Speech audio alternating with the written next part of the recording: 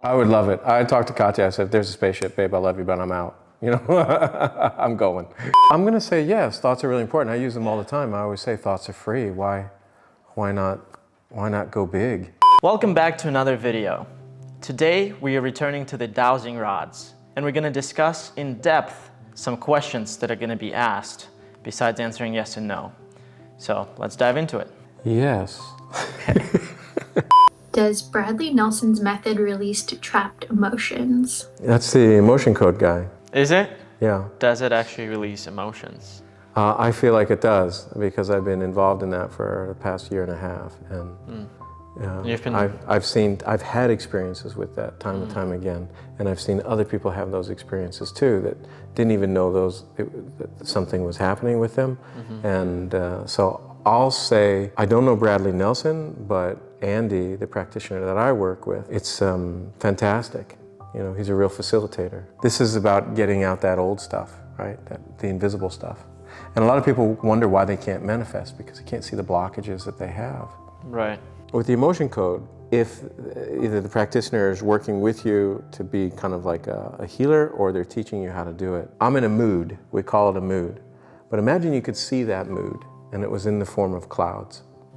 Or a discolored aura. A lot of people don't talk about seeing moods, but a lot of people can see moods. And other people can feel the mood at great distance. And so this is kind of what the emotion code is. I'm using mood as an identifier word that people go, oh, I know what a mood is. Right. I've had those. I felt pissed. I felt happy.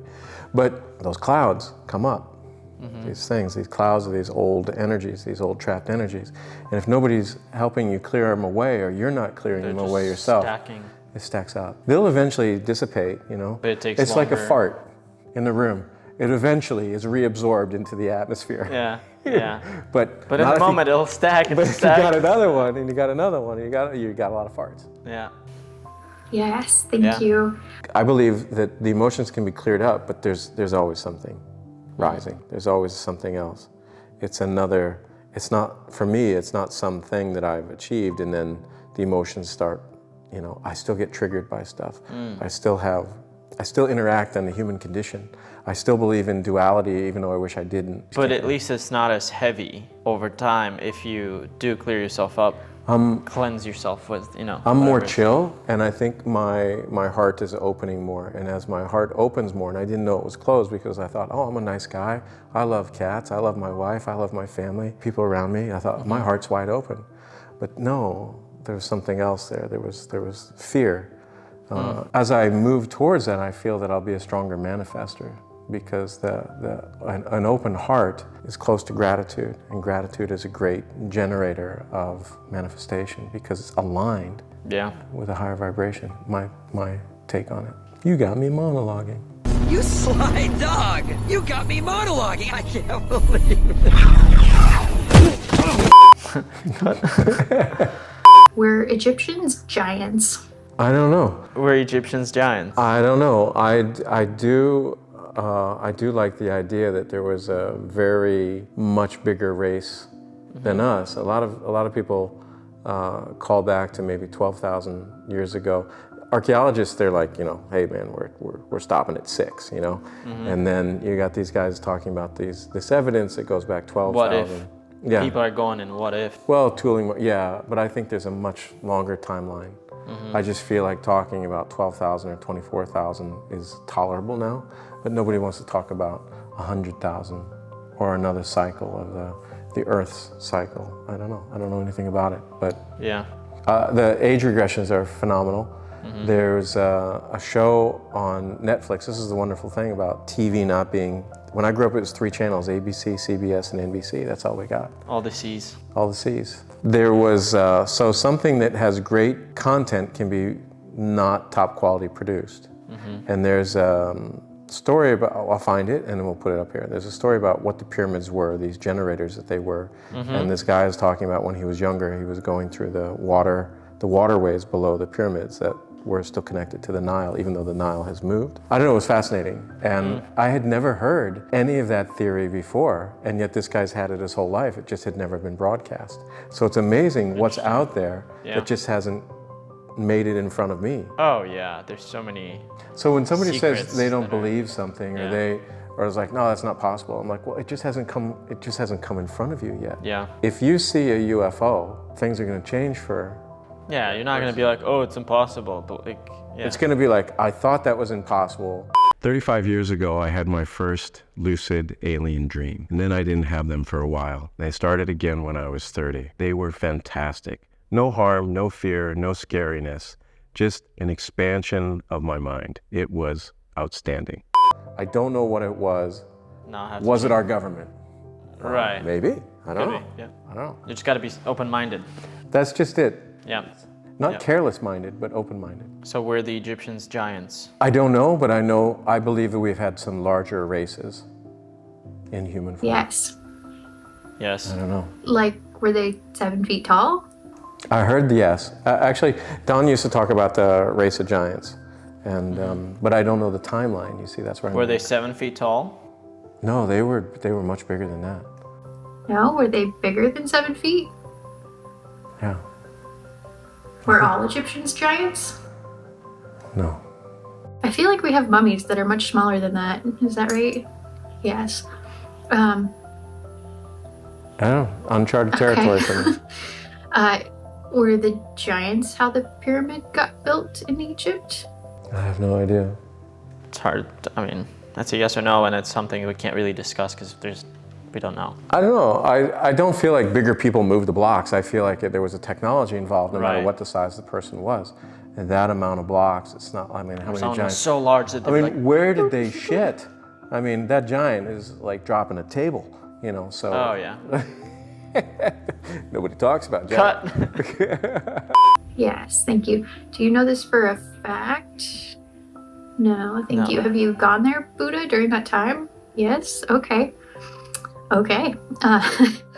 Do the dowsing rods make mistakes? I don't know if this is dowsing rods, but I think there's issues with translation. So if she's kind of laughing at like, oh shit, you know, I have no idea. And I also feel like I don't know that the communication is always clear, and I don't know that it's Buddha. It doesn't matter to me because these are not questions and answers that I'm basing the forward momentum of my life. They're great curiosities. It's a bit of beyond the five senses game for me. And every now and again, something strikes me as very compelling. But it wasn't so many years ago that we didn't have even anybody willing to have the balls to say stuff like this out loud. I grew up in a time that you just didn't say this stuff out loud. Why was that? Well, my dad was a psychiatrist for one, so I Right. mean, I know that. it was pretty logical. But I don't think that there was any sort of respect for that different kind beliefs. of talk. And communities were not easy to make. With the internet, you can get, with telephones, with TVs and stuff, you can Easier have to reach new Yeah, you audience can have or- communities. Right. You can go with your tribe. And but before, if you lived in a small town, that was your tribe. You know, escape. You say something weird, they're like, you're not part of our tribe no more, right? Yes, Yeah, they just Maybe. isolate you or. maybe.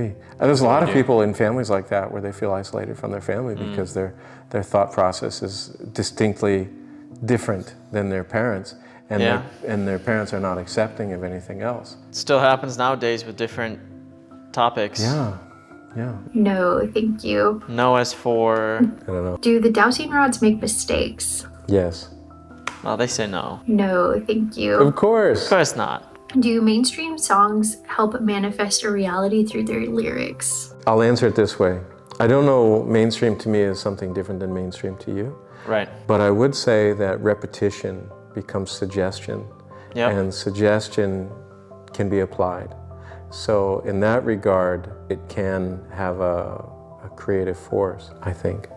Like if somebody's singing about a Dodge truck, like am I going to manifest a Dodge truck? No, I'd have to be interested in a Dodge truck to begin with. But you constantly being reminded about the Dodge truck might spike your interest over time subconsciously. Oh, I see.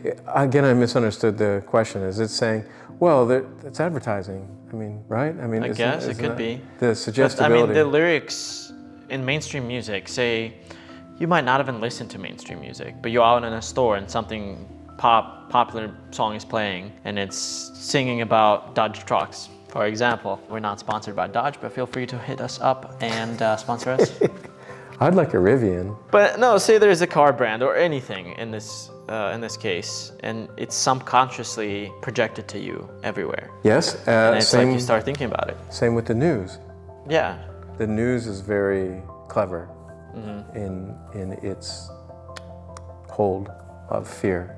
And I buy into it. I don't watch a lot of it either, but I see it, you know. Yeah. I catch it, I ask about it, things like that. But I do think that suggestion through repetition, this is why at Creative Guidelines that repetition was very important. Read this 5 times. But positive affirmations. Right. The song isn't necessarily, I mean, I'll remember a song, I don't know the words now to songs, but I used to when I was younger. I probably just had less clutter in my mind, or they meant something different or I identified with them differently. Stuff nowadays is just very garbage. Sorry, but it's true and it doesn't stick. Okay, but not if really you've been on Spotify, you have a million choices. Absolutely. So maybe your search isn't broad enough, or it's too familiar to you. I listen to things I like and some stuff that speaks to me, but like the mainstream stuff that like. Isn't that a packaged deal? Isn't that a product, a commodity? I mean. And what do you mean? Well, those brands. I mean, there's a lot of people behind that music. Yeah, but I don't listen to that type of music personally. I don't either, but I'm just saying there's a powerful broadcasting device that's behind these voices. It's incredible. Do mainstream songs help manifest a reality through their lyrics? I'm going to say for me, I don't think so. Yes, thank you. They do. You're wrong. You're wrong. Because the rods. Your opinion is wrong. The rods. Yeah. Does a guardian angel suffer because he has a criminal as his protector? Okay, so she's asking, does a guardian angel, your teachers and guides, suffer because their protege, their human, Who? is a bad guy or a bad girl? Repeat what you said. I'm sorry. What? Does the teacher, so the person sitting in this chair is a spiritual teacher Okay. on another dimension. Okay. But I'm a hardened criminal. Do they suffer because I'm a hardened criminal? And I'll say no. What I was talking to Fran about just recently is that she was saying, look, you have teachers and guides that stay with you your whole life, but you have many other teachers and guides that come in for short times, like for different experiences. And so it's probably likely that if I'm a hardened criminal, I have a teacher and guide that also had a human experience or some sort of understanding about that. I mean, I would imagine that would be... It would make sense, right? It would make sense because there's some people that I could never reach a criminal's mind. I don't, what, no, I don't think so. I mean, can't see that happening. They're interested in very different things, I'm guessing. So maybe that was a bad example. Do you believe in guardian angels? Do you believe the way it's represented, say in like cartoons or movies where the right is the angel and the left is the devil? Not like that, no. Okay. How do you perceive it in your understanding of it? I perceive it as there's entities that I give a human form to in the ethers. Because when I meditate or I have these visions is the wrong word, impressions, visual impressions. And I'd be like, wow, who was that? You know, what was that all about? And I think that they're impressions upon me, not like words of a teacher saying something to me. But I feel like I'm in their influence. They can impact my energetic field. But if I got my headphones on, listen to, you know, whatever, I've tuned out the other sensitivities. I've tuned out literally my other senses. But when I make room for those senses, such as in meditation or quietness or grounding or things like that, I'm allowing to receive more. But I think they have absolute daily proximity. And people are like, oh, that's weird, you know, I'm having sex. What do I got a teacher and guide watching? I don't think they care. It's like, do you care when you watch the Nature Channel and you see 2 leopards shagging? No, it doesn't matter. It's not even. You don't perceive it as weird in a way, or like, oh my God, I'm gonna watch that. Like that's weird. But yeah, it's like nature. It's part of nature. Whatever happens. So I think we are part of nature too. We're just the human condition, right? We have all sorts of layers of stuff in our life. And so I am trying to develop more sensitivities to my teachers and guides. But when I get upset, I shut it down, and that's when I have to force it. Like I was saying last night, I was disrupted, so I was doing mantras, I was listening to theta music. I needed to get out of myself. I was just like, oh my God, if I was in this every day, this is what people call anxiety, or, yeah, it's terrible. I would be working on it nonstop, I have blips of it, and it derails me. I don't know how somebody would do it all day, to have that kind of unsolvable crisis. Continuous negotiation of nothing. Well, people deal with that all the time. Okay. But yeah. How do they not drink? Or do they? Or do they? Yeah. I don't drink, so I was talking to Katya about that. She knew I was upset last night, and I was saying that my way is not. I wanted a wash it away solution, but I knew that this is part of my spiritual practice. That this is just going to keep happening until I understand it more. And so I was shifting into being more grateful for the experience. And it's not that I felt grateful, but I was in the place that I at least thought about it. I'm like, all right, grateful can come in the room. I'm not holding hands with grateful right now because I'm a little pissed. Yeah. But next time, maybe grateful will come in and sit down next to me. And maybe next time, maybe we'll have a cup of tea. I don't know. I think it's stages like that.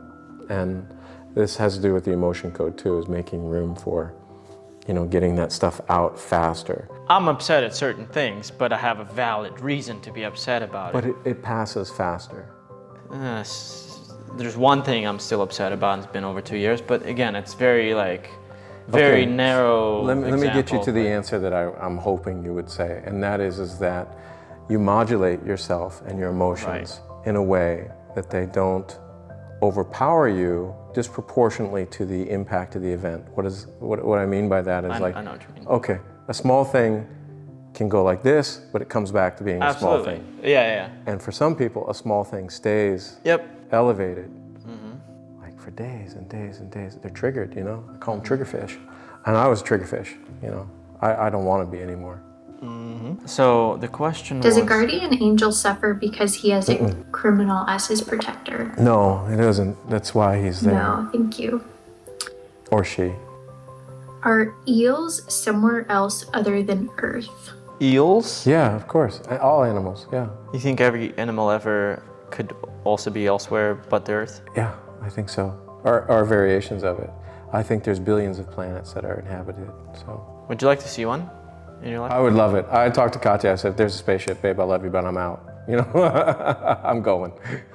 She didn't like that comment. She didn't think I would come back. Yes, thank you. So eels are elsewhere too. This is why I don't eat octopus. Why? Never. They're beautiful, amazing creatures. They're very intelligent, as far as I understand. Yeah. For whatever reason, I will not eat octopus. Are eels aliens? Are eels aliens? Bad question. That's a low finish. We're moving on. We're not. No, thank you. Were eels taken from Earth and put somewhere else? Okay, the eels. Yes, okay. Well, thank you. Do eels reproduce somewhere else? Or Dude, no one cares about eels. The eel scientists do. Yeah.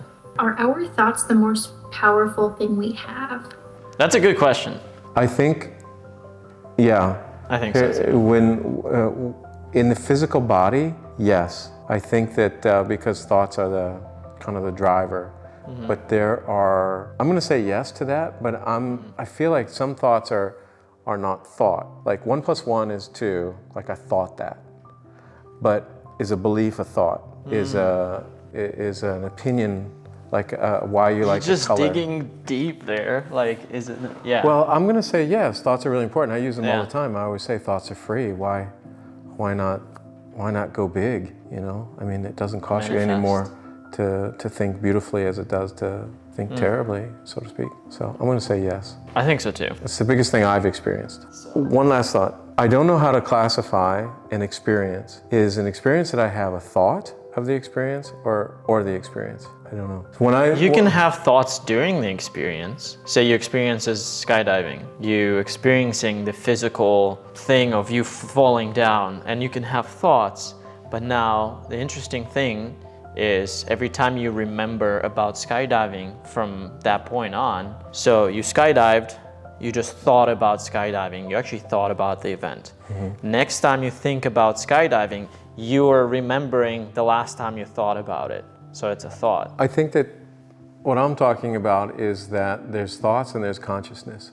And Right. so the thoughts are like I'm turning a wheel, like I'm scanning my database.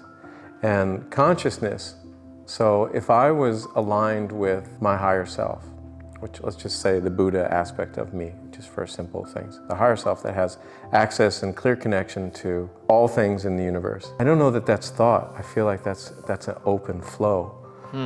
So thought right now, thought to me is because I'm forcing it. I mean, in general, Yeah. I force think all day. Whether it feels like I'm trying hard or not, I'm thinking all day. And that's what they talk about meditation, is just the opposite of that. So certain types of meditation. And yet that is supposed to be very, very powerful spiritually. So thinking is very powerful, but not thinking or thinking less Being able to not think is pretty powerful. yeah. I don't think I can do it. Practice. I've had moments. I actually had moments of that. It was incredible. I don't even know how to define it, but what did the rod say? Yes, thank you. Yes. Well, I like our answer better. There's being in the Yes. flow of Right. consciousness. We elaborated on our Yeah. answer. Yeah. I will add to your comment regarding the consciousness and the thought. I don't think there can be thought without consciousness. Does that make sense? If you're not conscious, how can you think? How can you process thoughts if you're not conscious? Right, because we're conscious thinking beings. about our brain. Right.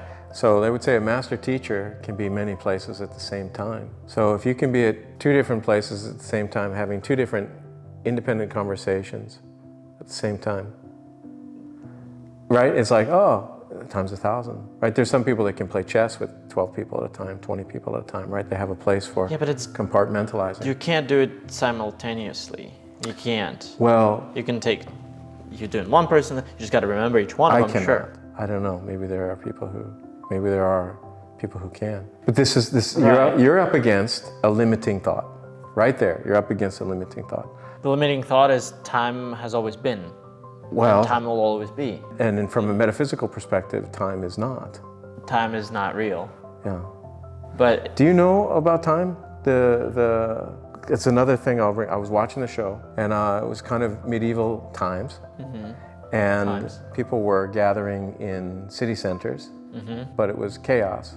okay. And the people in power were like, let's make a clock, a big spectacle. You've told me that. This was about the automatons, and I never knew that time was used to control. The analogy between clockwork and the body inspired the engineers of the Zeitlogger to experiment, to combine clocks with art, with sculpture, and with design. Clockwork could now be used to bring machines to life.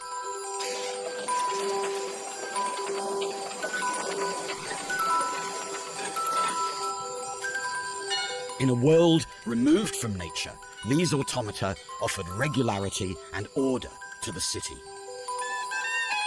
Here, a crowing rooster, the rural symbol of time, has been animated once more, transformed into a machine for the citizens to enjoy.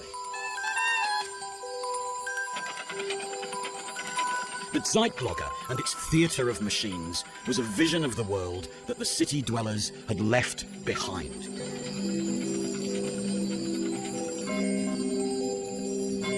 These machines and their show were designed to bring peace, order, and harmony to the city of Bern. The great mechanical clocks of the medieval European towns were intensely public structures. From Bern across the whole of Europe, the clocks of the cities taught their citizens lessons in morality and virtue. Because then the time was like, oh, 6 o'clock, oh, now everybody works. They all start at 6, and it created this harmony of like, oh, I didn't miss the eggs for sale because I got here at 10 because we're all starting at 6. Thanks for watching this Dowsing Rod, non-dowsing rod. We always like the deeper dives. Megan gets some people coming in with some really interesting questions. I don't know what was up with the eels, but we had a good time with it, and I hope that her questions inspire people to talk about things they don't normally talk about. So thanks for watching. I see these little guys, these grays, now I know they're called grays, come onto the bus. There was 3 of them.